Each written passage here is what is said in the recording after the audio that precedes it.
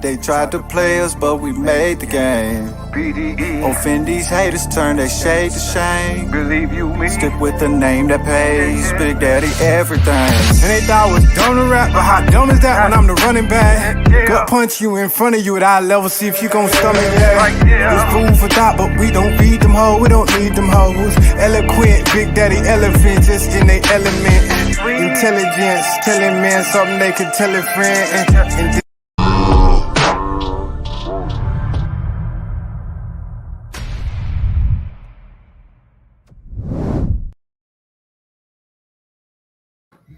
what's going on, brethren? Our mentum elefantes, which is to say the herd of elephants that you guys are, especially if you subscribe. You big time, homie. And if you just want to be big time, go ahead and subscribe. Got my boy, my partner, Jeff. Jeff, you want to say what's up to the people? Yes, sir. Sola. It's good to be here, brother. It's good to see you. Looking debonair, might I say. I appreciate it. Digging it, man. Fellas, what's up? Welcome to the Big Daddy Energy Podcast. So this is where we talk about all the things related to man, manliness, manhood. And we kind of talk about whatever we want here. So we like to uncover things and figure things out and get some understanding and share that understanding. So yeah, welcome. If you guys are liking the content, man, like the content, share the video, subscribe, tell your boys about it, get it out there. We try to blow this thing up because if we blow up, y'all coming with us. So let's get it, man. Straight like that. So today we have an interesting, but how you say that? Interesting. Yeah, I think the British would say interesting. Then we would say interesting. I have no idea. Some would even say interesting, and they're not really hard with the T's. Interesting, yeah. Yeah, it's interesting. That sounds like meditating. Interesting. You know what I'm saying? Interesting. I like that. Interesting, yeah. An interesting topic today about thug life. Right? Say, man, come on, you guys, man. I'm running out of stuff to talk about. Okay, all right. We're about to go join the gang, guys. Gang challenge. No.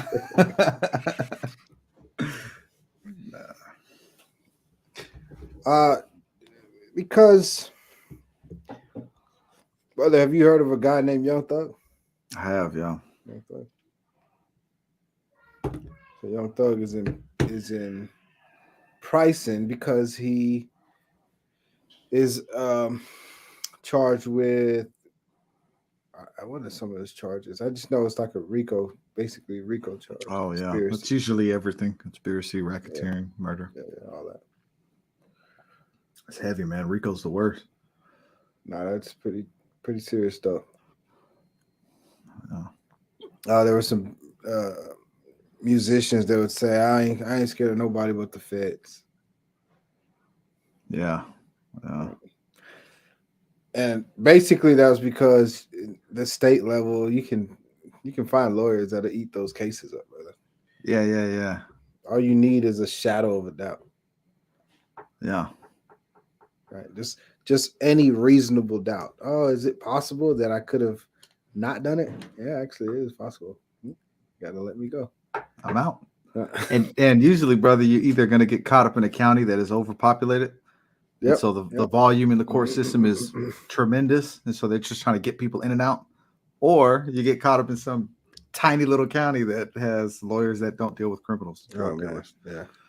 Either way, you're shaking it. But the feds, I think Kevin Gates said when the feds come down with RICO, it's like Jesus. They know everything. Oh, man.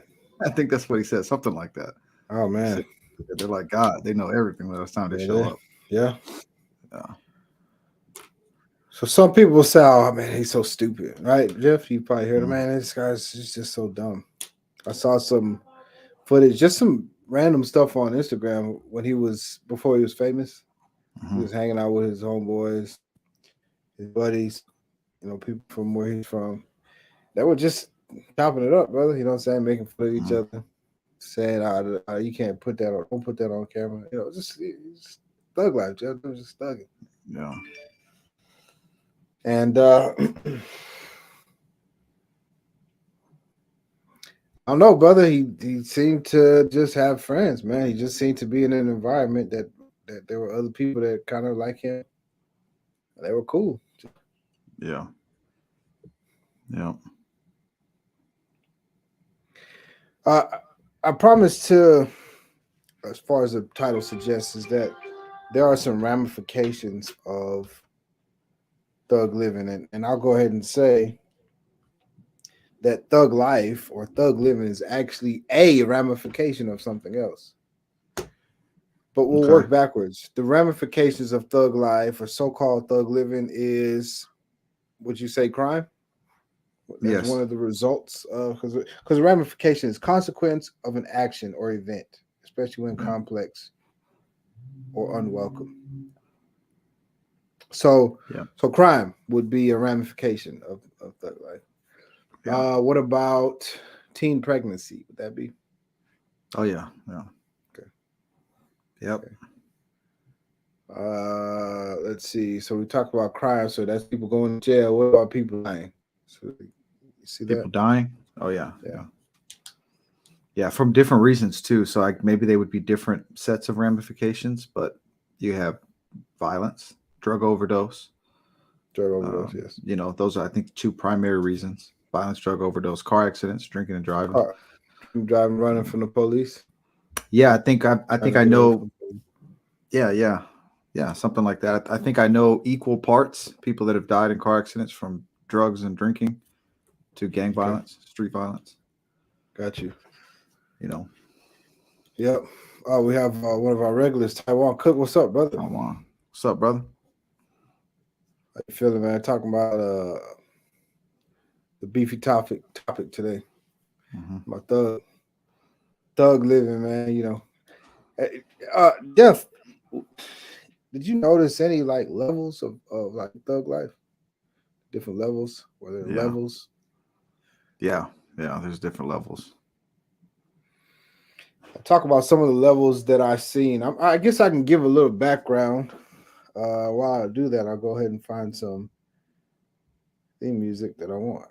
I guess I can't play. But, Oh, you're doing like background music to your background? yep.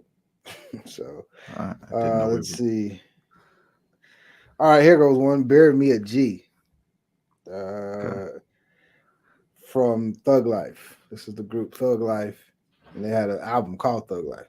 Okay. Thinking back, reminiscing on my teens, a young G getting paid over dope fiends, fucking off cash that I make. Nigga, what's the sense of working hard if you never get paid? I mean, if you never get to play, I'm hustling, staying out till it's dawn and coming home at 6 o'clock in the morning. Hands on my Glock, eyes on the prize.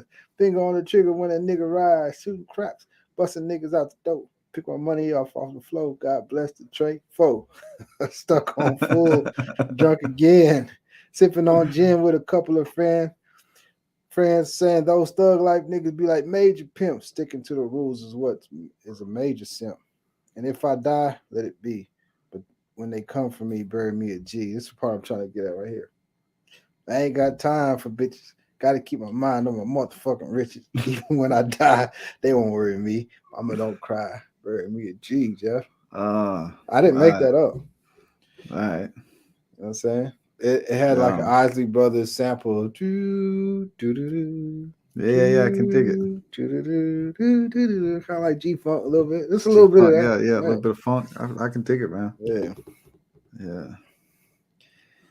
Yeah. So just looking back at the levels, man, there were some guys when I was growing up. A lot of you cannot tell, but uh, I was thugging, man. You know, as a youngster, I was thugging. But I was very discreet, brother. You know what I'm saying? Me, I was very discreet sometimes, and Hmm. then other times it was very, very obvious and blatant. And Yeah. I would work myself between the two extremes.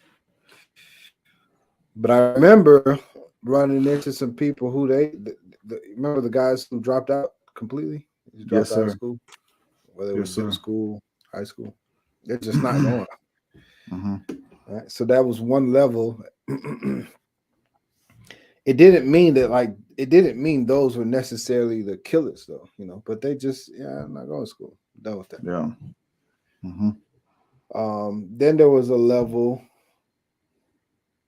and believe it or not, as a thug, you're not the killer. You're not that person. There Right. was there was people who were just ready, and a thug had to be ready because of the actual killers. Right. Right. There's a difference. Some of those killers, they weren't thugs, Not to say that you will never find a killer that's a thug, but the killers, you know what I'm talking about, right, Jeff? The ones like, what I'm saying, Yeah. Yeah. When I was younger, brother, just I don't know, just real quick. We used to. yeah, I remember being like, oh man, 11, something like that. yeah, And one of my friends, he was like maybe a year older than me. He broke it down for me. He was like, nah, so you got thugs, you got dope boys, you got gangsters, and he would explain like you got players, and it was like a yeah, category, and that's everybody, right. because when we're kids, man, we idolized this stuff, Yeah, man. that's right. That's right. And the thugs were the guys that were like they were street dudes. Yeah, that's it. You know what I mean? They had respect, and they kind of dabbled in a little bit of this and a little bit of that, and they'd ride for the hood, and Yeah, but they weren't like straight gang banging like that, right. selling dope, but they weren't dope dealers. Yeah. Just thugging, bro. It's just thug. It's just thugging, Just man. thugging, straight thugging. It was Yeah, just an everyday, hey, this is what I came up with. And if you're yeah, in the streets, you'll notice that it's a game and you got to understand how the game is played. Now, everybody got different positions, but you got to, just like in basketball, you got to know how to dribble the ball. It's just, it doesn't matter what position you're playing. yeah, And yeah. you have to know. So, being in the streets, you got to understand there's hoes, there's pimps, there's like what Mhm, you're talking about. There's all this kind of stuff. There's people with a lot of jewelry, there's ballers, mhm, there's guys who can fight better than other guys. There's all this stuff. mhm.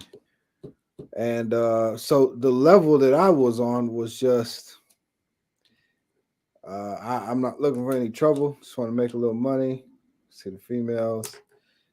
Make sure you got my respect right. And that was pretty much it, brother. You know what I'm saying? Make sure Yeah, you got my respect right. Trying to get some money. Um uh I had a very, very strong position in my neighborhood as like one of the head guys. mhm. But I don't remember looking for trouble. Maybe when I was much younger, yeah, I was looking for trouble. But as I got a little older, trouble would find me, and I guess I had gotten used to it. Um, but that's just a little bit of some of the stuff that I went through, Jeff, or some of the things that I seen and experienced. I don't want to go too much into Yeah, detail,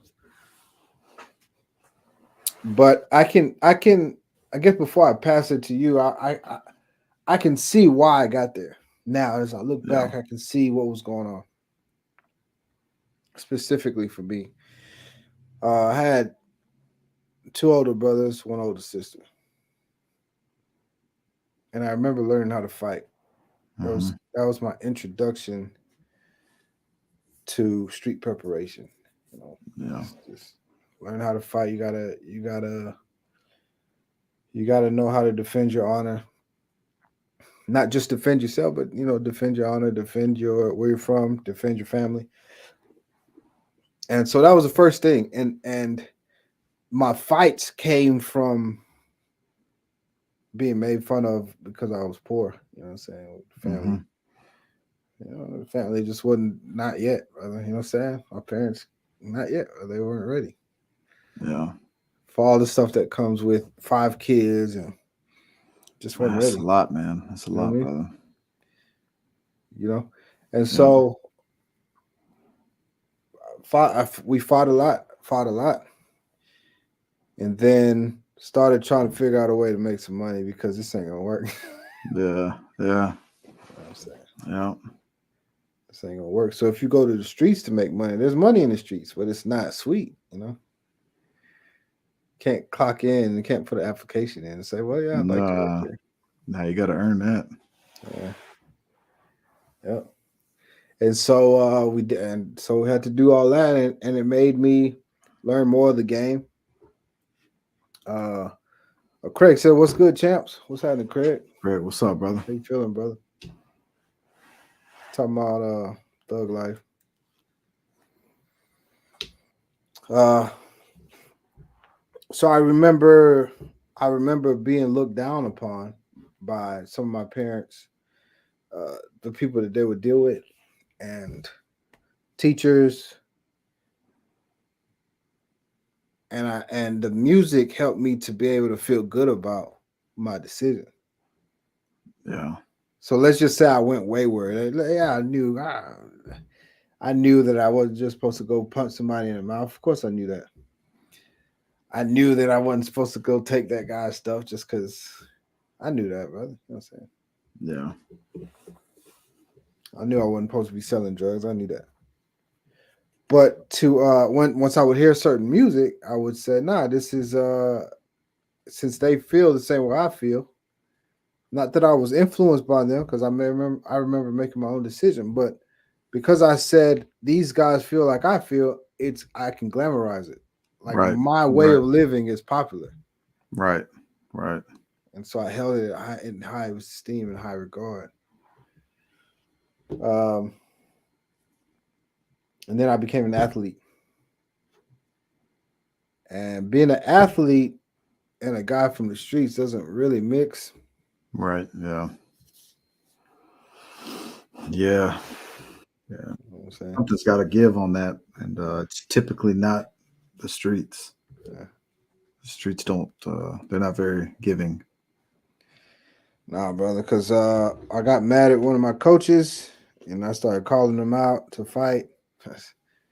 I made a diss record against him. You made a diss track on your coach.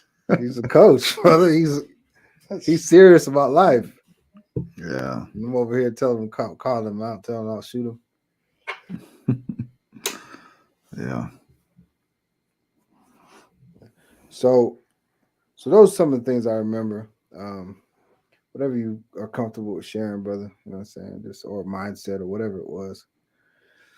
Yeah. I appreciate that, brother. Yeah. Contrary to this phenomenal haircut I have, guys. All right. All right. I was a thug. I was a gangster. I used to be a gangster, man. Now, when I was a youngster, man, I was an outcast. I was always on the outside of all the normal kids.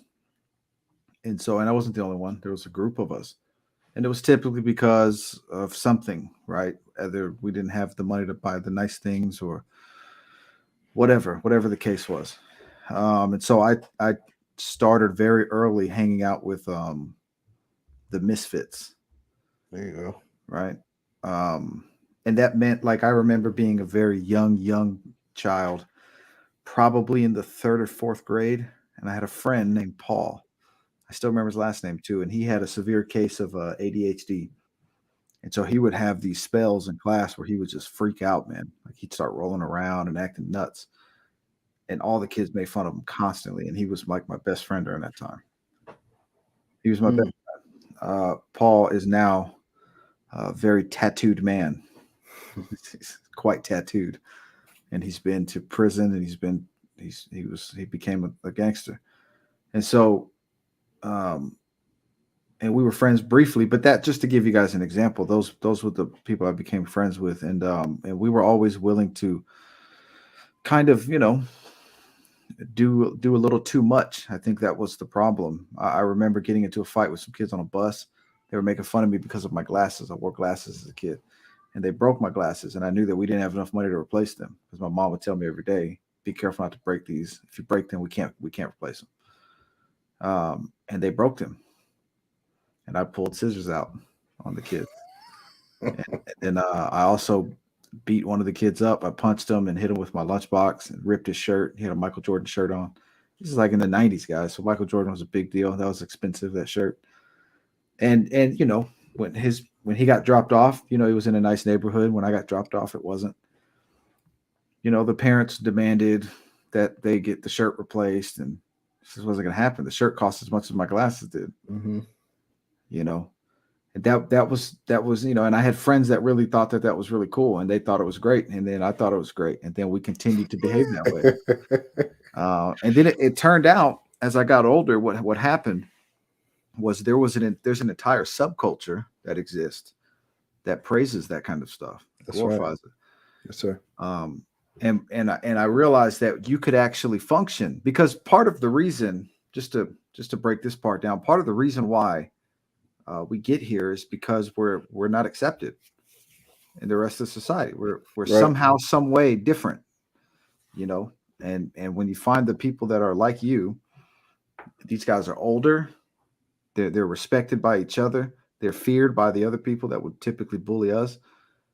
We took to them, man, and I grew at that point. I grew to a place where my relationships with my friends was the most valuable thing in my life, man. And if that meant that I had to claim a certain gang or be in this group and do things that I didn't really necessarily want to do, then whatever, so be it. These are my boys, man. And I remember one time my mom pulled up on me and she was like, "Hey, you need to come home." And I said, "Mom, I'm with my homies. I'll be home later." And she looked at me and she was like, "Oh, you're with your homies? You're not with your friends?" "No, I'm with my homies, Mom." And my mother was very disturbed by that, because now everybody says homie, but back in the day, man, homies was like, you're up to no good. These are your homies. Yeah. And that was like one of the transitional moments where I no longer had friends. I now had homies. You know what I'm saying? And so the way we identified one another and identified ourselves started to slowly change.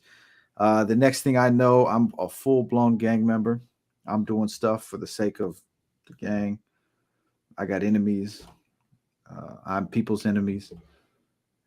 Necessarily didn't want to do some of the stuff. I'm not a violent person in nature. I'm a violent man, but I'm not, like, I don't want trouble, brother. I don't want to go out and hurt people. I don't want to, I'm not confrontational. I'm really not. I don't really like confrontation as much. I have no problem with it now, but when I was a young kid, man, confrontation wasn't really on my list of things that I was looking forward to, but here I am, and then there it is. Eventually it turned into, a full-blown thug, man. I was called a miscreant thug. I was called a menace. I was called a criminal, and brother, we used to pull pranks when I was in middle school. When I was like into 6th grade, we pull pranks on people. They'd have the backpacks that they pull and roll, and we'd kick them to the side and make them flip. They'd flip them, and we'd put bananas in the bottom of vending machines. They give us bananas at the lunch hall. We throw them at the bottom. So when the soda comes down, it squishes the banana and they pick it up. We were little troublemakers, but it went from our lifestyles went from that to scouring the cafeteria in high school, looking at who's got their purse unprotected so that we could swipe wallets. We were stealing people's money out of their purses. All that, man, and that's what we did, all that, man. And then that turned into the next thing and the next thing and the next thing. And now I have tattoos and war stories.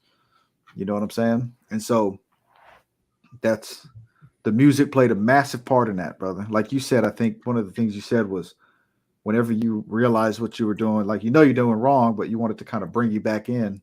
You got certain songs, man. And there were songs that kept me going, man. Selly Cell, he had an album called Killer Cali. And I think that was the only CD that I listened to for like 3 years, man. Do you remember any of the words? I do, actually, yeah. One of the songs that was my favorite was "It's Killer Cali, it's Killer Cali," and then he would make gunshot noises with his mouth. It's Killer Cali, it's Killer Cali. Yes, sir. But yeah. Yeah.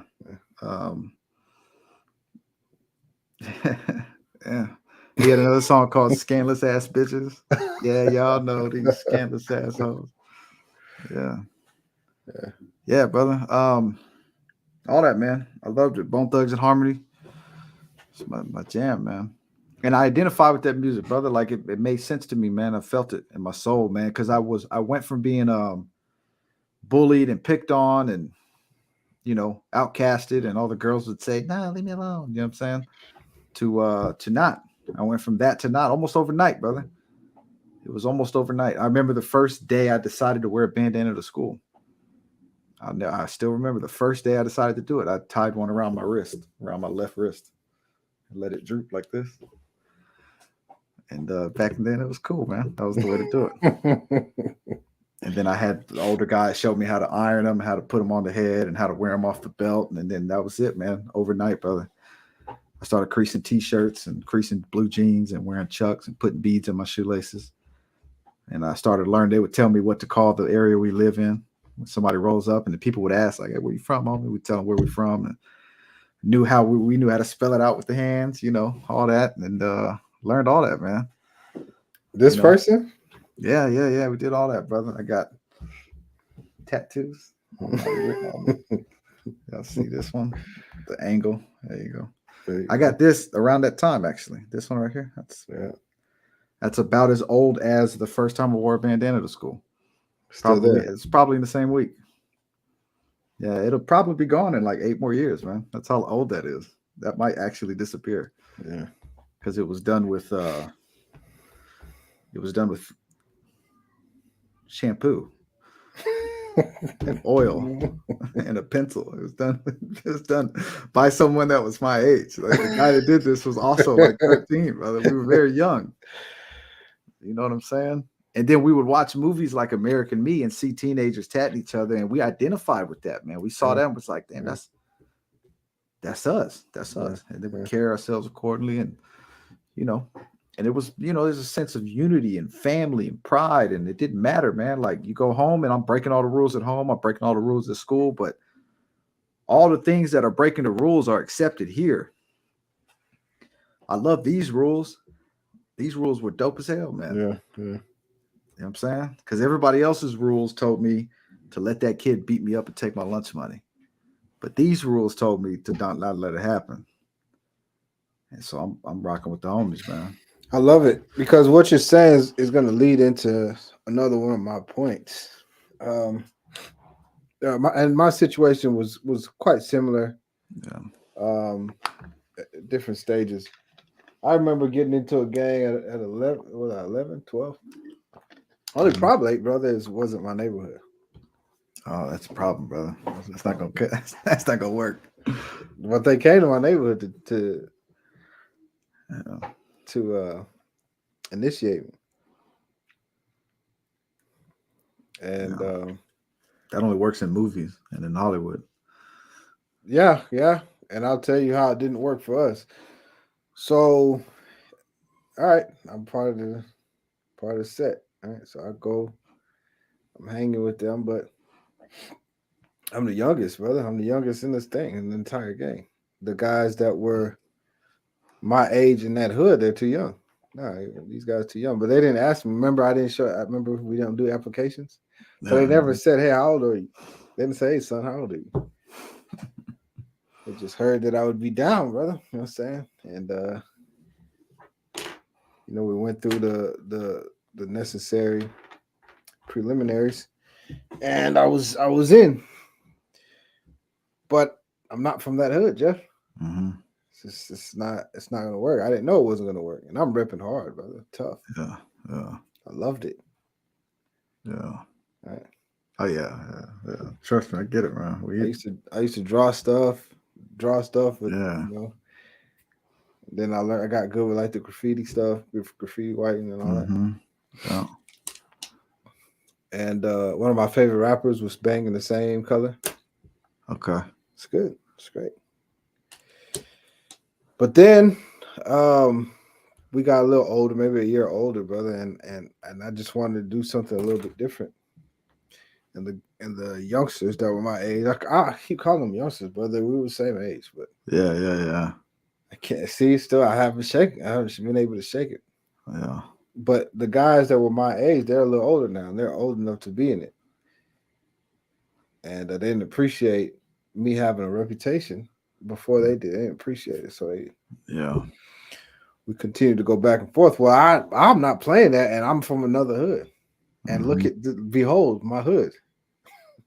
Yeah,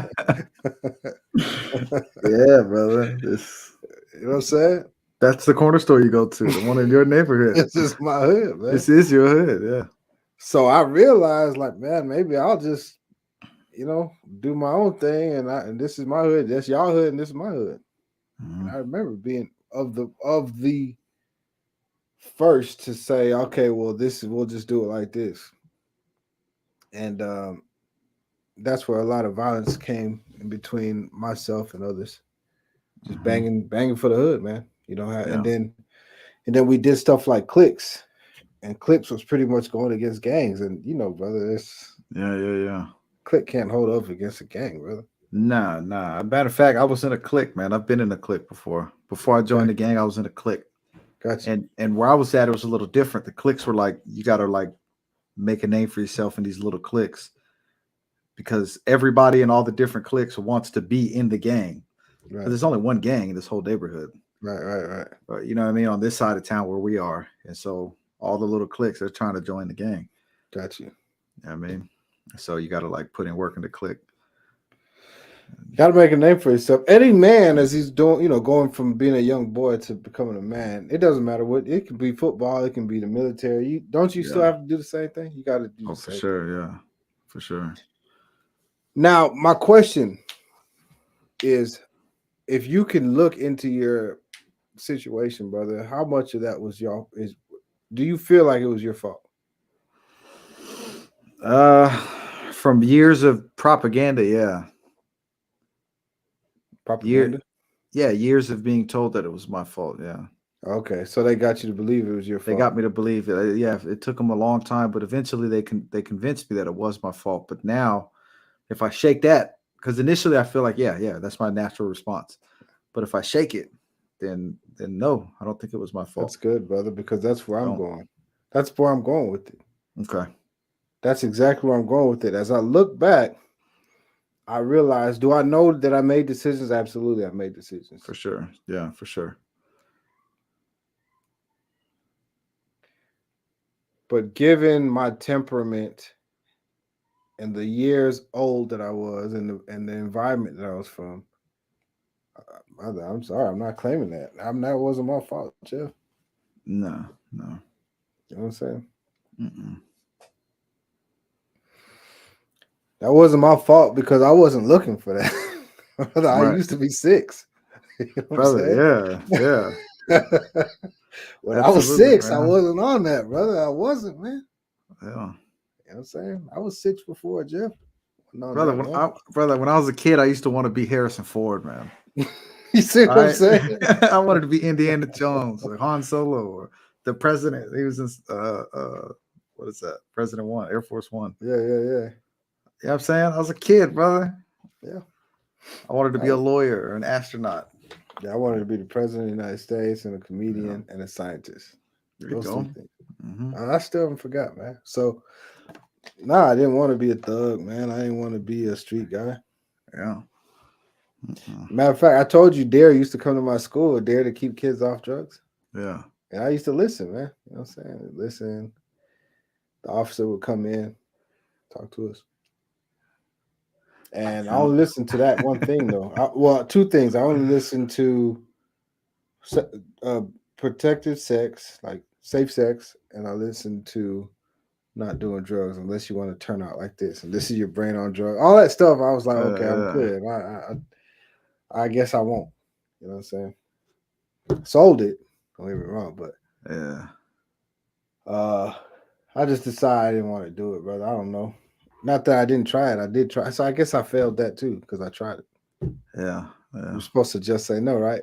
You're supposed to just say no. Don't give it a Right. try. Yeah. Don't No, try it so out then, first. no, then I failed. I did fail. Yeah. The lion would have looked at you like this, just like that. What Yeah. was it?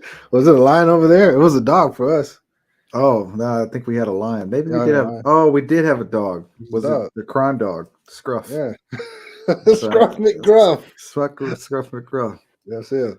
Yeah. Yeah. Damn, it's been a minute, man. Yeah.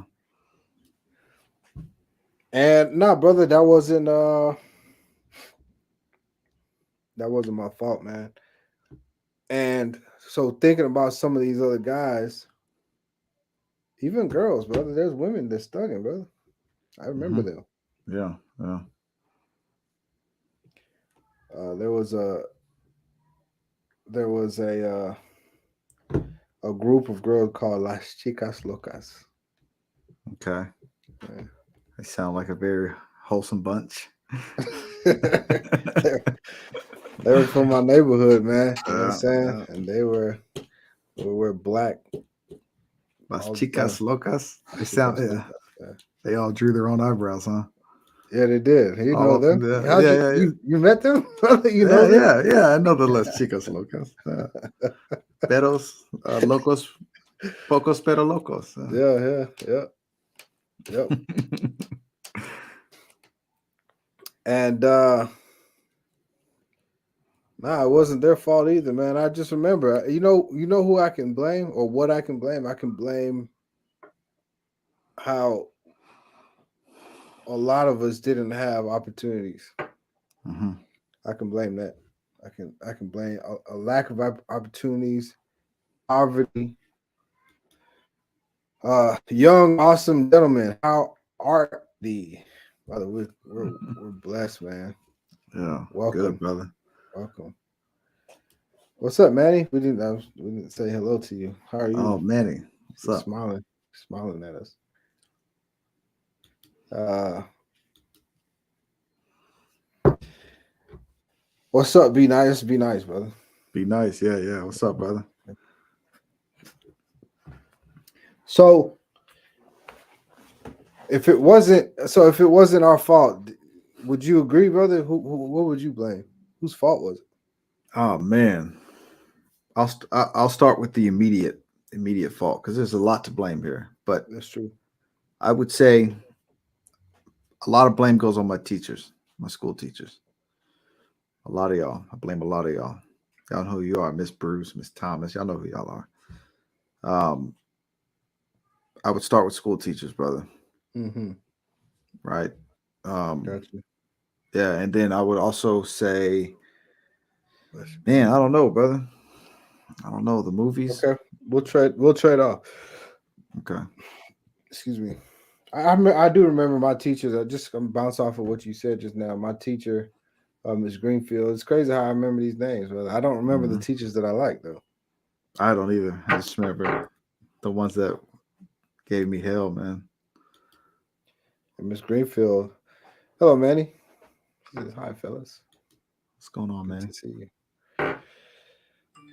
you. Miss Greenfield told myself and two other guys. Well, at least one other guy. I don't know if it was two other guys, but at least one other guy we talk about all the time. She said that we would never amount to anything. She did say that to fourth graders. Hmm. 9, maybe 10. Oh, man. It's like it's too young, brother. It's too young to know that. How would she know? All right, that's what she said. You guys are never going to amount to anything. Yeah. Before we could even understand exactly what she was saying. Mhm. Right? I'm never going to amount to anything. What does that even mean? Right? Is she? I'm gonna grow up. What are you trying to say? Yeah. Yeah. You know what I'm saying? 6th grade, 7th grade, I started figuring out what she was saying because I kept being a delinquent. Mm-hmm. I remember going to juvenile at 11, and they said you'll be back. When I got out, they said you'll be back. Yeah. And then when I did come back at 12. So I blame all these. Listen, do you hear what they're saying, brother? Of I'm not. course, brother. I'm not even 13 yet. They're talking to me like this. Y'all saying this stuff? Nah, brother. Yeah, that's not nothing, brother. That plays a role in your demise, man. Absolutely. Of course it does. They're supposed to be the ones that help you, you know. Mm-hmm. Yeah. What about the police? Oh, for Surely sure. didn't they help you, right? Yeah, brother. Listen, I remember walking with my friends, and we all dressed alike, like young boys do. All of us dressed alike, like young boys do, and we were living in a certain area with a certain culture, and I don't if we got time. But we wore Chuck Taylors, and back then they called them Bobos because that was the poor kids' shoes. They had a song, Bobos, cost a nickel and a dime, Bobos. They would make fun of us for wearing these Chucks. We were wearing Chuck Taylors and Dickie pants, or knockoff ISs from the swap meet, and we wear white t-shirts and flannel, usually black and blue or blue and gray or gray and black. And I remember our pants would be sagging, our belts would be hanging down to our knees. You had belts on. Yeah, we had did belts have on. belts. Yeah, we would buy the longest belt we could. That way it would come down to your knees. But where I would get my belts, they sold it on a roll like this. Ah, Like I this. got you. And then you pull it and they cut it and they give you a buckle. And it was like $2, Oh, brother. wow. You know what I mean? That's Oh, cool. it's just nylon webbing. Got you. And and you can I get like remember a those buckle. belts. Yeah, you can get a buckle with like an Old English J or Old English R.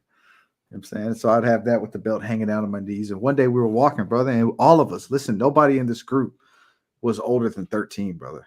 None of us. Got you. Right? Yep. And the police rolled up on us, man. And it was probably 15 of us, something like that. And we're in a group and we're slapping each other and we're tripping each other and we're clowning and whistling at people and talking trash, cussing people out, walking in the street, not in the sidewalks. But the police pulled up on us and threw us all against the wall, had us on our knees. They put us on our knees, faced us to the wall, put our hands like this, Right. and sat us there for had to have been an hour or so, and just talked so much shit to us, man.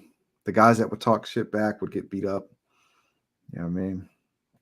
They'd take our jackets and take our tennis shoes off, and they treated us like we were trash, brother. They treated us like trash, like the problem. We were the problem. That's how we were treated, like the problem. Yeah. And there was a time in my life, brother, where I look back on that and it's like, yeah, man, we were troublemakers, young hooligans, man. But the police could have treated us better than that, man. They treated y'all like y'all were the problem and not the result. Yeah, not the result. That's damn. That's That's heavy, brother. That's deep, man. They That's treated pretty us like heavy. the problem. Not even Not the 13 result. yet, brother. These aren't the problem. You think this is the problem? Can't No. see that there is a problem before this? Yeah. Yeah, because looking back on it, brother, my little brother doesn't do any of that. Yeah. Right? He doesn't steal 40 ounces from the gas station and split it with his friends. Right? You know what I mean? He Yes, doesn't sir. do that, man. Because the results are different where he lives. Yeah.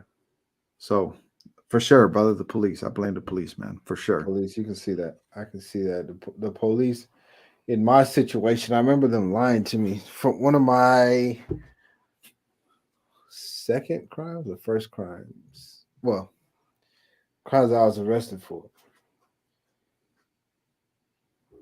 I don't remember if it was the first or second, but I was, accompanied with some other people, and let's just say they felt like I was protecting some guys. There was more people because we all ran, and we all got away. Actually, we all got away.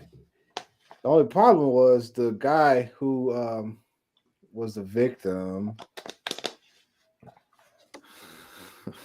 He knew my name because we had 7th grade science together.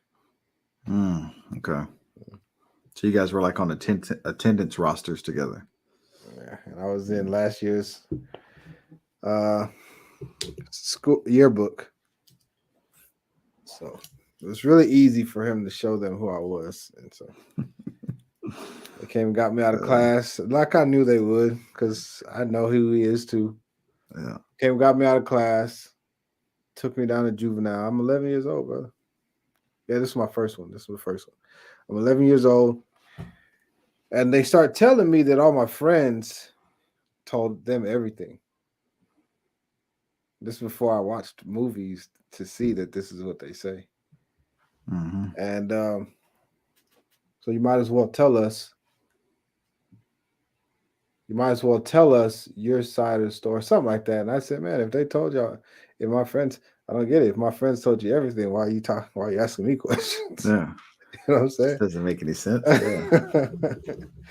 I knew my friends hadn't told them anything because that doesn't seem. Why would we talk to? We never talk. No one talks to the police.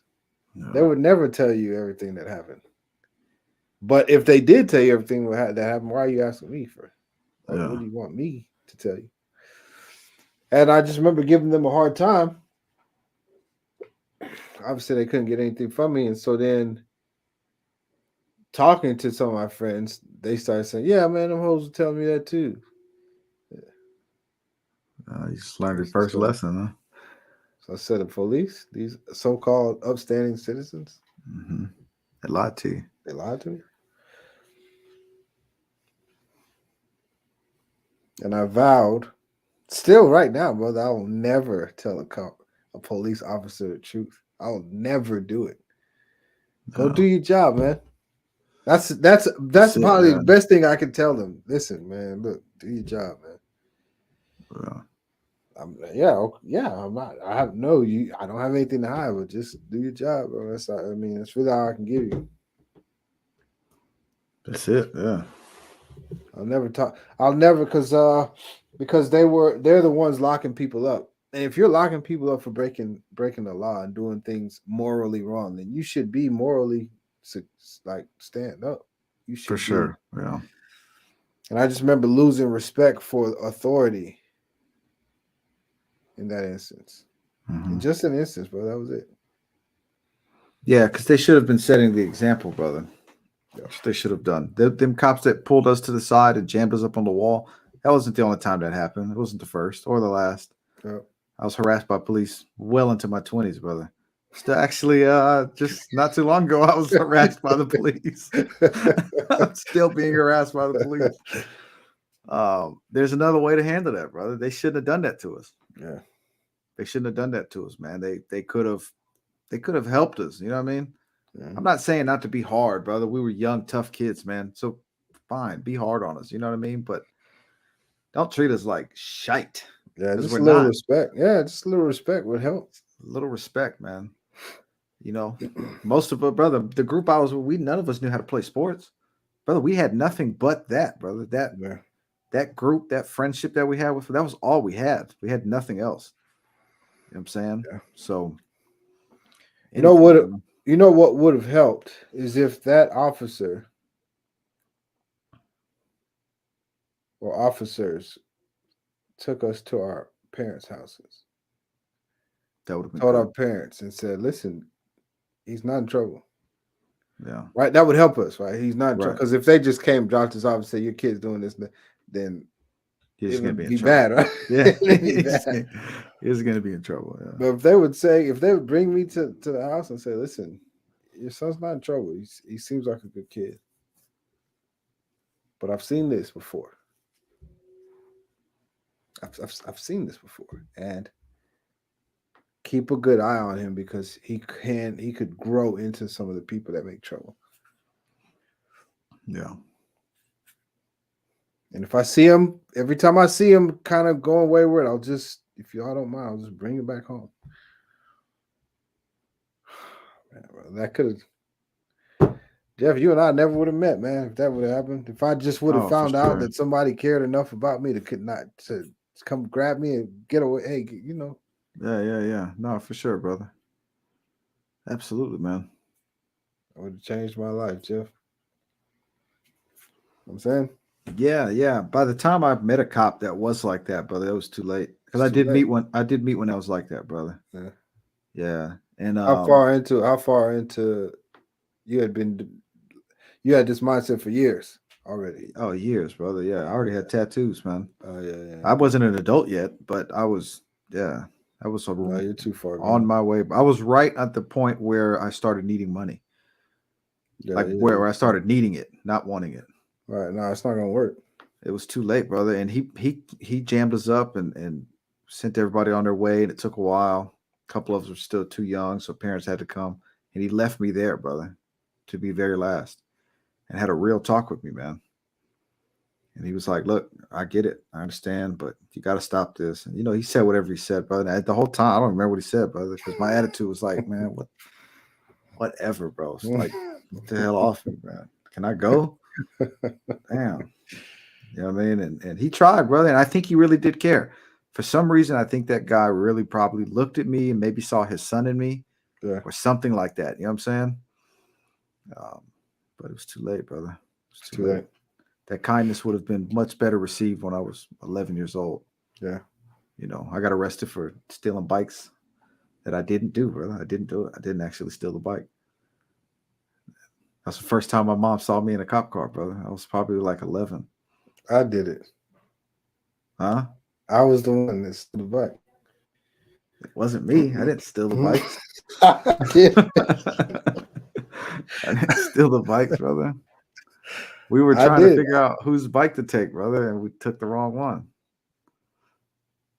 And they put us in cuffs, man. My mom saw me drive by and she said, "Is that my son?" Met me at the police station, brother. You know, Yeah, my second time in juvenile, that's actually how we used to take bikes. Just we had a little chop shop going. yeah. Oh yeah, And we did so take bikes. yeah. Well, I got used to taking bikes, and I don't know how they knew. Somebody had to have told them that I would have done this.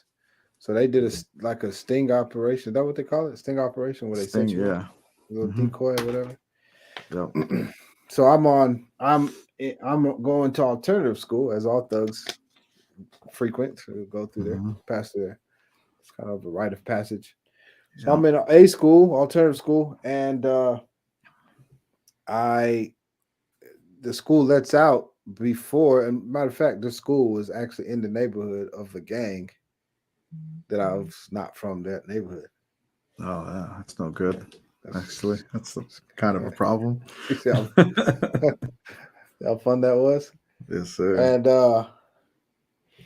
but that alternative school lets out at 320, and then regular school or middle school lets out at 350. So I had a little time in between alternative school and middle school, which is where my regular bus is. I have to take the bus Gotcha. right from my middle school to my neighborhood. So I'm waiting for the time to be able to go to my middle school bus route, and I see a bicycle, Mhm. and there's two bikes. There's two open slots to the right of it and two open slots to the left of it, and it's unchained. Oh man, Easy. I'm Perfect. not I'm not waiting for the bus. I'm ready to go now. I got a ride. Yeah. I took the bike, brother, and I Yeah. started to ride it. Uh, uh, oh, what's up, brother? Man, what's up, brother? What's up, fellas? Checking in from Triple D. My boy Moreno. What's up, Vic? What's up, brother? Yeah, we just talking about some stuff, man. Stuff that got us caught up, man, Mm-hmm. from being young. Yeah, brother. So I was riding the bike, going around the middle school so I can get onto the way to get to my house. And then the assistant principal came out just like a movie and stopped me. And I was like, oh, man, Hey, get off grab me. me. He grabbed me, Yeah. man. They pressed charges, brother. Yeah. Sent me to juvenile. Why'd they do me like that, Jeff? They didn't have to, brother. Why'd they do that, man? Why'd they do that, brother? Yeah. I was on probation Yeah. from the first case. They already got me going to A school. Well, what's that, man? Come on, man. Why'd y'all do that? Yeah, I'm Yeah. gonna take the bike. Yes, okay, I'm gonna take the bike. But why? Why'd y'all do that? I wouldn't have. No, that's messed up, Jeff. You know what I'm saying? That's messed up that they did that to a kid, man. Oh, for sure, brother. For sure. It's part of what I would blame, what I would put the next blame on, actually, Yeah, is the way we deal with crime in this country, man. The yeah. system, The law. Yep. the The way law, the laws man. are set up. Yeah, we really focus on punishment, um, and not fixing the problem. And it would be better for everyone if we fixed it, because good citizens pay taxes, brother. That's just, Yeah, you know what I mean? And that just makes the country better. The country's better when people aren't breaking the law. But yeah, it's true. the way we do it, man, we breed crime. We breed crime in this country, man. That's what jails are. That experience you had in jail, brother, did not make you better. For sure, it didn't make you better, brother. I didn't. I didn't. I remember being in jail. that first time, and there was a lot of it's juvenile. Yeah, a lot of Most of noise and most of the echoes. kids were 16, 15, 16, 17 years old. There was one kid, I was 11. There was one kid that was 13, and he was getting beat up every day. He Mhm. just didn't know how to shut up, man. He just didn't. And I remember getting there, hearing him crying and all that kind of stuff, and I was just like, man, yeah, it's no wonder you keep getting beat up, man. You just don't know how to shut up. Yeah, You know what I'm saying? And then he thought that it would be a good idea to try to take my pizza. He's like, we're having pizza today, and I want yours. So, the kid that was crying. yeah. But I'm the youngest now, Oh, I got you. So so he figures yeah, since they yeah, did him like that because he was the youngest, he'll just you pecking order. Yeah. know Yeah. yeah. So he said they're feeding us pizza today, and I'm gonna have yours. And well, no one can have my food. Nobody. Yeah. You know what I'm saying? And listen, Jeff, I didn't even care about food because I don't want to be here. Yeah. I don't care, but nah. If you would have asked me, I didn't know the rules of jail. I probably would have gave it to you. You know what I'm saying? That's my first. I don't know that you're not supposed to give you somebody your food if they ask for it. So I probably would have. You know what I mean? But he didn't ask me. He just told me he was going to have my pizza, and I was like, nah. No. So pizza came, whatever. He ate his pizza, and he came over to try to get mine, and I already ate it, or already started eating it. So that didn't go too well. Then I got on the bed, I got on the bunk. He's, whatever on his bunk, and he feels like he just wants to keep messing with me, brother. I'm saying I'm not obeying him. He said, "Well, what if I slap you?" Something he said about fighting him. What if I slap you? If you slap me, I'll slap you back. So the dummy did something like this, brother. You're so stupid, man. You're so dumb. Like he did when he knees. Yeah, man. You look, brother. If anybody ever tells me slap me, or if I say what if I slap you and they say if you slap me I'll slap you back, brother, I'm gonna believe them. So I'm gonna get my best. Oh yeah, brother. I'm Yeah. gonna get the best lick as I possibly can. This dummy, this stupid idiot, just did this to me. You're so stupid. I got off that bed, brother. And I let that kid have it, man. Yeah. Oh man, I let him have it. He was so dumb. I know he wished he would have got a better lick, man. I know he wished Yeah. it. Yeah. But I let him have it, and that came from me being prepared because you got to be prepared to go in there. Yeah. You can't go in there and think that you're going to get prepared while you're in there. You got to be prepared before you go in there. Yeah. Yeah. You know what I'm saying? Or be very, very discreet, and however you can be discreet in there, it's different. It's not easy. You know what I'm saying?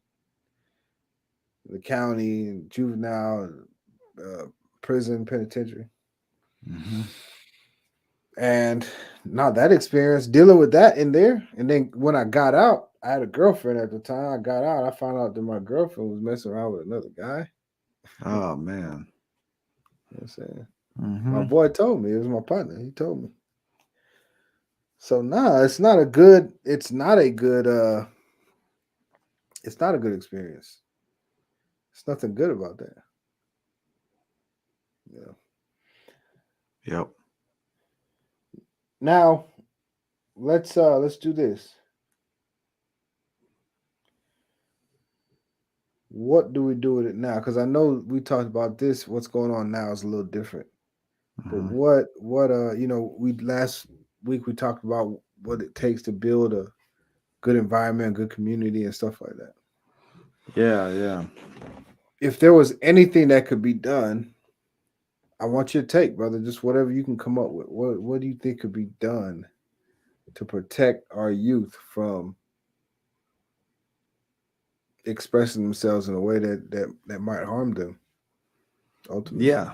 Yeah, brother. Let me say. I'll be real quick, brother. I want to do what we usually do and throw some etymology in here. All right, let's do it.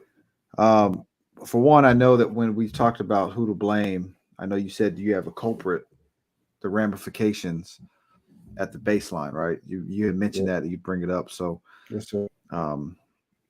maybe this will help with that. If I guess, I think I know what that might be. But the ramifications of the ramifications, I guess. Yes, sir. So I want to do this. Thug, the word thug, the idea of thug. It's an Indian word. It comes from the Thuggies. They were the worshippers of the goddess of Kali. The word means conceal. That's what it means, or to be concealed. It's the closest other word to it is like bandit, because a bandit has their face concealed. So when you guys are walking around with your face mask, y'all look like bandits. Oh, yeah, the bandits. Bunch of hooligan thugs. Thugs. Thuggish ways. Walking out here with you. Mm. Can I get a number 4 and a number 2 with no ketchup, please? Bunch of hoodlums. And so the reason I bring this up is because what this turned into in the West is for a way to identify the people that kept their actions concealed. Because the Thuggies, with the worshippers of Kali, they were known to steal and rob, and they were known to be in groups. They would be in groups, and they would overpower people and steal from them, rob them, kill them. And they were troublemakers throughout society. And so the West used that term and others to kind of identify the people that lived like that, right? And so a part of the solution is going to be an uncovering of sorts. And the way you do this is you attach lessons like accountability and cause and effect to a young person's life, right? Okay. For example, the idea that you can do something in the dark and get away with it is very, very tantalizing, man. It's a very tempting idea.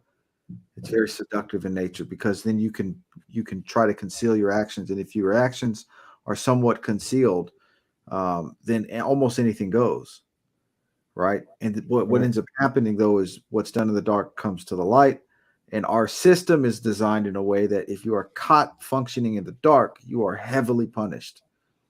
And actually you'll find yourself so far away from any light at all that you'll probably be in the dark for quite some time.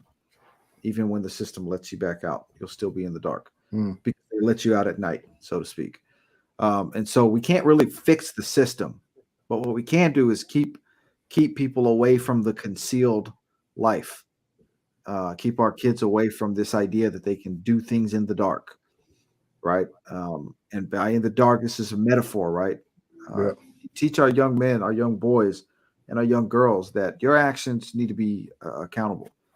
You need to be held accountable for your actions. And if you're not willing to do something in front of everyone, then why are you doing it?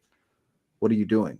You know what I mean? You shouldn't be. You know, if getting caught doing something is a problem for you, listen, there's nothing in my life right now that I do that I would be worried about getting caught by my peers doing. Right? I may be embarrassed in some of it. You know, some of it'd be like, all right, hey guys, I don't want y'all seeing this. But I wouldn't, you know what I mean? It wouldn't be like, oh no, they found out. No, because I'm an honest man. I'm an honest man, and there's some things that some people don't agree with. But I don't care because you know, whatever. You know what I mean? And so I think if we start there with our young people, we start teaching them things like accountability, and it'd be nice if the teachers got on board with this instead of always trying to just, you know, put you in trouble and put all the troublemakers in one class. Stop doing that and just hold people accountable, man. Hold people accountable, teach accountability, teach how to actually do stuff to bring effects. I was always told that the lifestyle I was headed down was going to give me death or prison.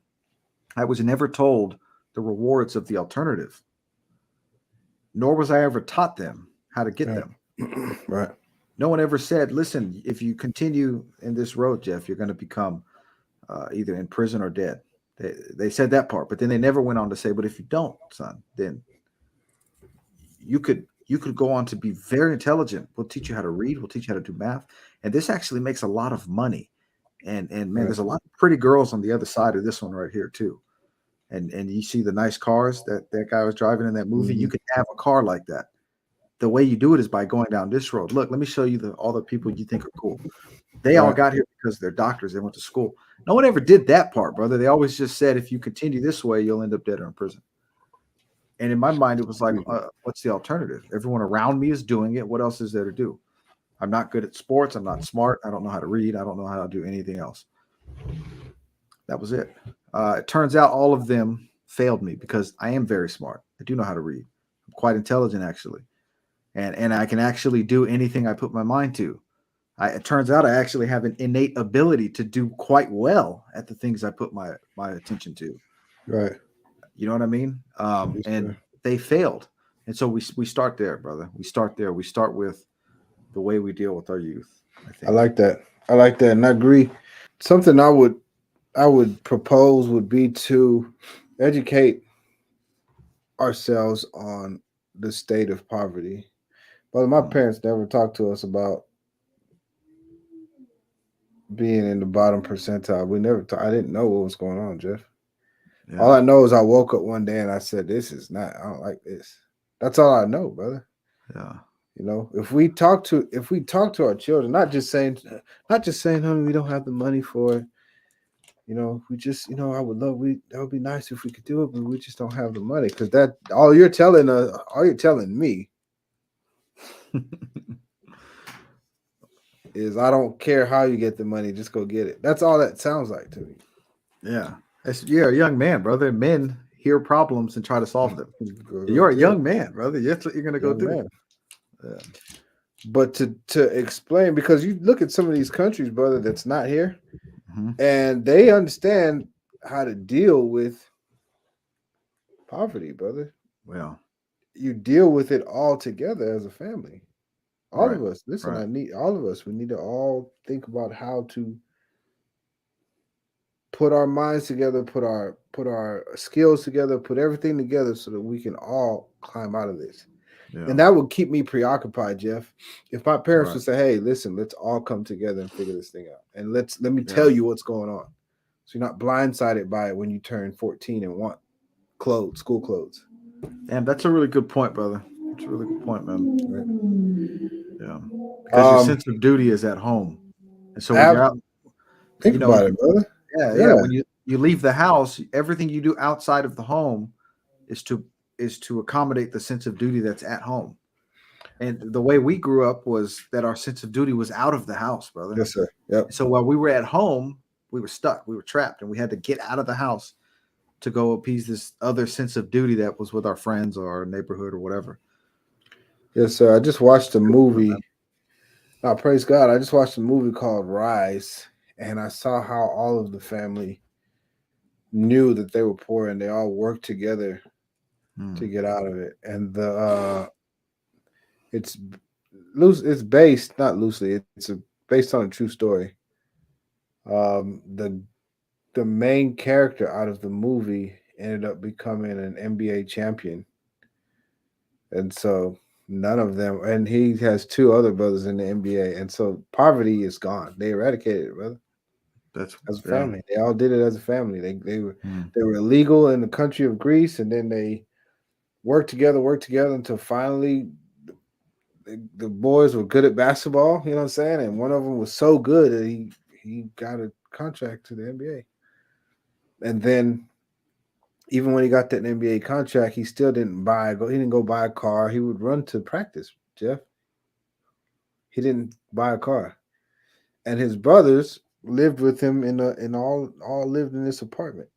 All his whole family lived in an apartment in America until they married and until they got their contracts and whatever. And Hmm. so I think now he just signed like a extension. He's got like $250 million extension. Yeah. Poverty's over with, brother. That's very far away from poverty, brother. $200 million. Yeah. But if he would have taken because he had a lot of determination, he had a lot of fire in him, brother. And what most of us do, we have the same thing. We have the same fire. We have this motivation, but we go all the way into thug life Hmm. and just go hard, man. You can't fuck with me, nigga. You know what's up, nigga. put all our passion into what hurt us. All right, you got any other thoughts? Oh yeah, you wanted to mention something about religion, brother. I don't want you to forget. Yeah, I do. Thank you for reminding me about that, brother. Yes, sir. Yeah, just real quick, brother. So I grew up. My family was very, very Christian, very religious, very, very Christian, very religious. Like we couldn't listen to rap music in my house, man. And my mom would catch me with CDs. Like it became known by my voice to not let me borrow a CD because if my Man. mom catches it, she'll throw it away, man. You know what I'm saying? What about Will Smith? Was there any exceptions? Will Smith was cool. It couldn't be none of the cuss word stuff. I got you. Will Smith was cool. You know, I guess I don't know. I only know one of his songs, but yeah, there was exceptions. But I remember getting like, I had like a 8 ball of MJG CD. They caught that and stole it. Bone Thug CD, they stole it. They took that. So it was like bad, man. Like we couldn't do Pokemon in the house because it was demons. Like it was bad, bro. Got you. You know what I mean? And brother, that served me in no way. It did not serve me well in any way whatsoever. And now my mom laughs about it, looking back on it, because she realizes that was a little much. They were doing a little too much. And now my brother, being raised by the same mother that raised me, he listens to rap music all the time in his bedroom, Yeah. bro.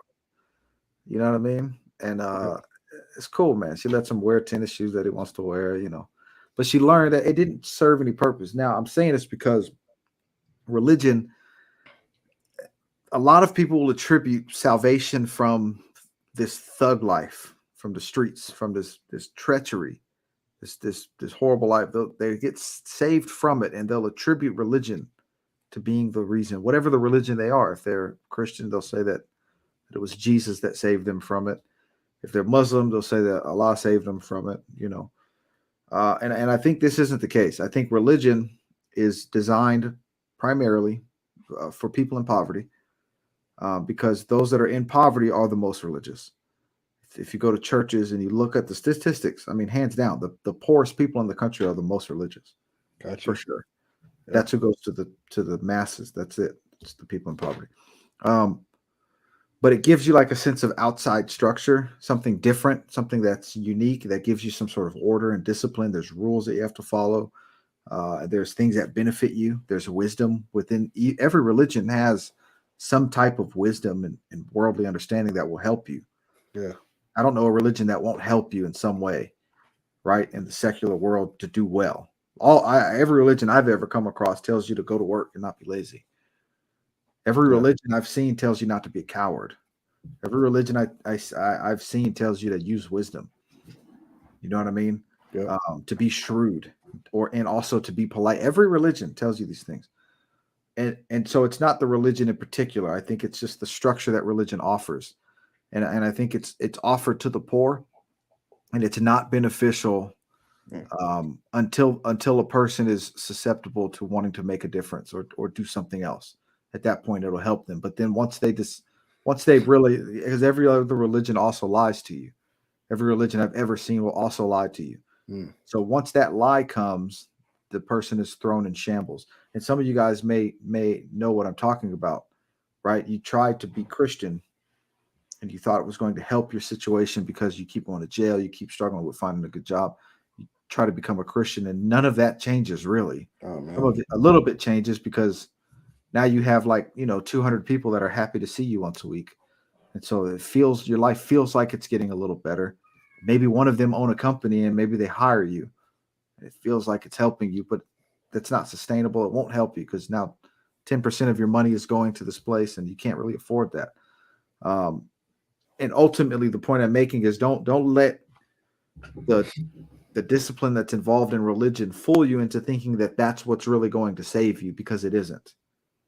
It's not what's going to save you. What's going to save you is understanding. Right. And I'm not talking about the Most High God not being able to save you. Right. The Most High God absolutely saved my life. But he did it by way of understanding. That's how he saved me. He gave me an opportunity to gain understanding. You know what I mean? Yep. And so that's the point I wanted to bring up with that, because I don't want people to think that what we're doing is peddling religion. It's not what we do. And I don't want people to think that religion is the answer. Like we need to pray for these. Do you know how many times I have been prayed for, brother? No, I don't. I have been prayed for thousands of times, brother. I was prayed for so many times before I ever got handcuffs put on me, man. None of it ever helped me. It never helped me. I was filled with the Holy Ghost, um, or in the terms of the Christian church, not in real life, but in the terms of what the Christians call being filled with the Holy Ghost. That happened to me, brother, before I ever committed anything greater than a misdemeanor. and you still did it. I had a couple of misdemeanors at the time, and I was wearing a FUBU shirt and some South Pole jeans and some Nikes. Yeah, and they were sagging, and at that point I remember that happened. Someone laid hands on me. I was filled with the Holy Ghost, and I felt all the energy and all that. That's a different topic, but I felt it and it was there. Yeah, I was going along with everything that was happening. I was totally submerged in the moment. And brother, I went on to commit so much crime. I committed so many crimes after that, man. You know what I'm saying? And so it's like that didn't help me, man. And I don't know that it was anything because I have a relationship with the Creator. I'm a righteous man according to the standards that the Creator has placed on righteousness. And I don't know what that was, that experience I had. I don't know what it was, but it didn't save me, brother. Right. It didn't. It maybe bought me some time. It bought me a little bit of time because I was more hesitant to do anything else. And so, guys, as we're putting this together, trying to figure out the solution here, it's not religion, whatever your religion may be. That's not the solution. No, it's not. That was really good, brother. I'm gonna do one last one. Okay. So we have 2 each. And it would be for parents to be parents. I mean, to be friends with friends' parents. So parents have their child, and that child has a friend, and that friend has parents. And then those parents, yes, sir, need to be friends with each other. Yes, sir. That's them talking to each other. Yeah, okay. There you go. I like that. It's good.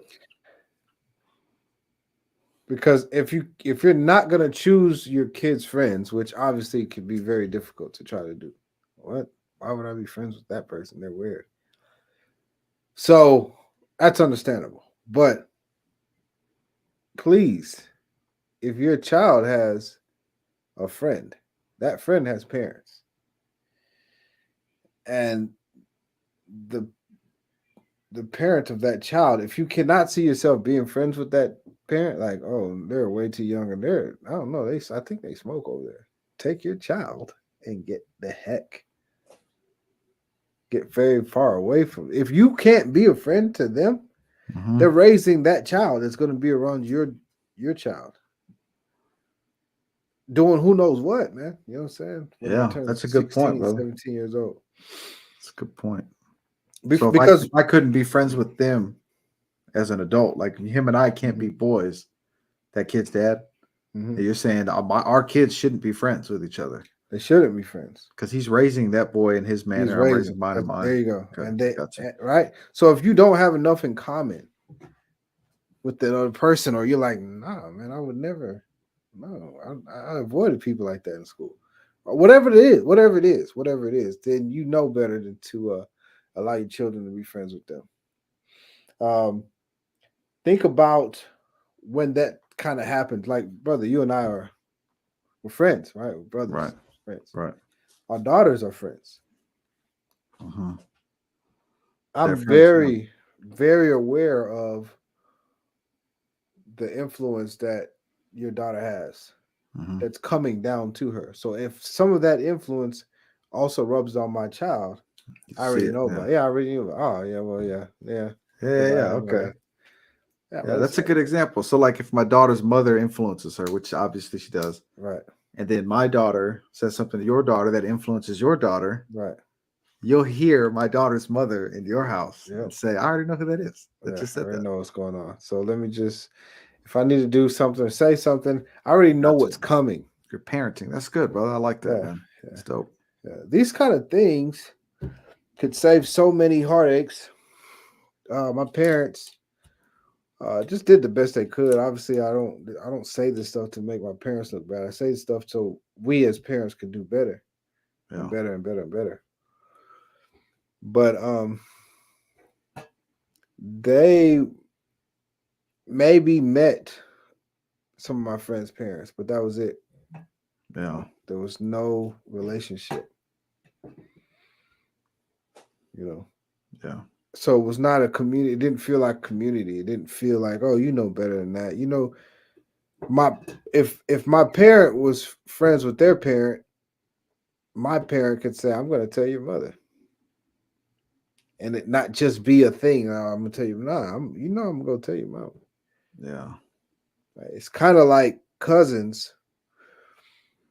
Obviously, my parents and your parents know each other. We're cousins. They're Yeah. siblings. Yeah.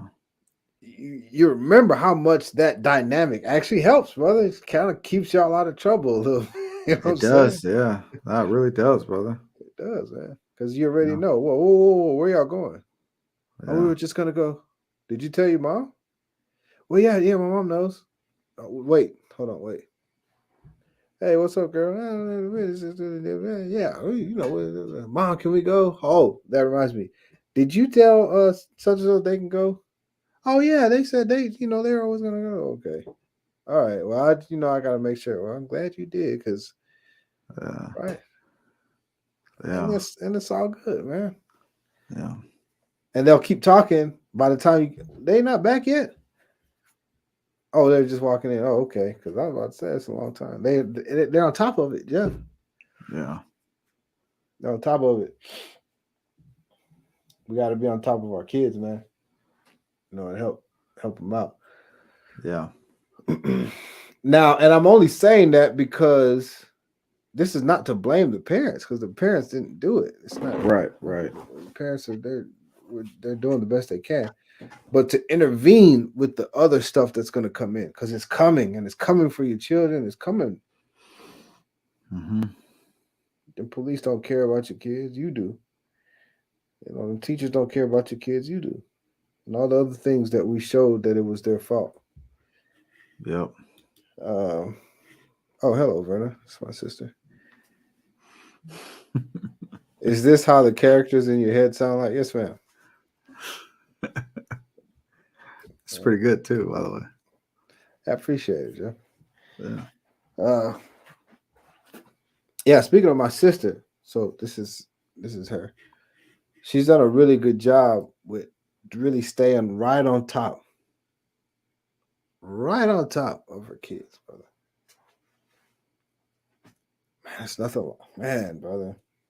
Yeah. I'm not talking about the kind of nagging against your kids or blaming your kids for stuff or yelling at your kids. I'm not talking about that. I'm not talking about that. I'm just saying, like, before they get a chance to go and just think they know what's best for them, you just remind them, hey, you might not, Yeah. Yeah. you might not know what's best for you. So let me continue to be involved. You think about the athletes, brother. A lot of those athletes, their parents are friends because they're playing. They're friends with their teammates, and their parents go watch them play. And isn't that great, brother? They can. That's all. Yeah. That's a good point, brother. Because in the sports arena, in schools and stuff, Yes, sir. the kids are less likely to get in trouble. That's right. And that's an element that I don't think I've ever heard anybody talk about. All those parents are always going to the games and practices together. They all get together when it's time to buy new gear.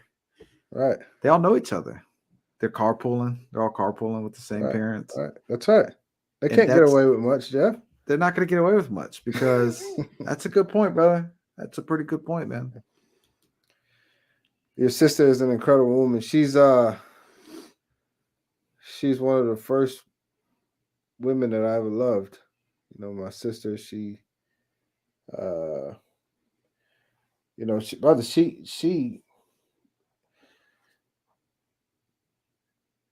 helped me understand how serious it was to be good at school. Mm-hmm. You know, some of the reasons why people thought I was smart is because she's three years ahead of me, so she would tell me all the stuff. Gotcha. You know what I'm saying? Yeah. She would let me drive her car, brother. All the perks that you can get from an older sister, I had all of them, brother. That's You know what dope, I'm saying? man. I was always the oldest brother, so I had none of that. Nah, brother, it's That's dope to cool, have an man. older sister. Her friends would come over and sit on my lap. Oh man, and they're all older, so Yeah, they're man. like they're Yeah. developed. Yeah.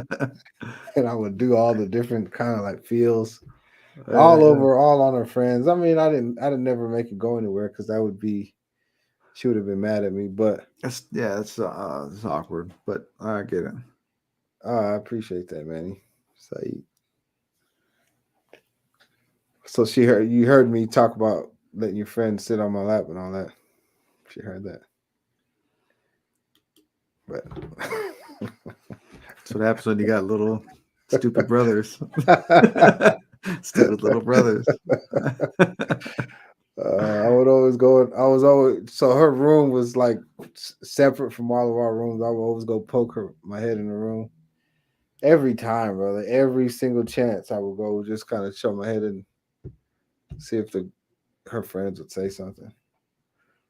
Yeah, you know what I'm saying? All the things, brother, that you can have, that you can benefit from an older sister. I got all that stuff, man. it's cool, man. So yeah, she's she.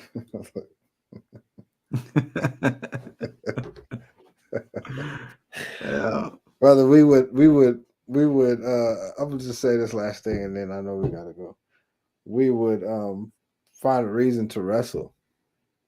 Everybody starts wrestling. And my sister would play, and we would always like get away from her. I don't want to wrestle you. Go find Trying to wrestle her friends.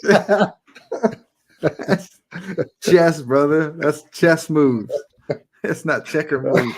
That's genius, brother. Yeah, man. They thought Good, they thought we were just horse playing.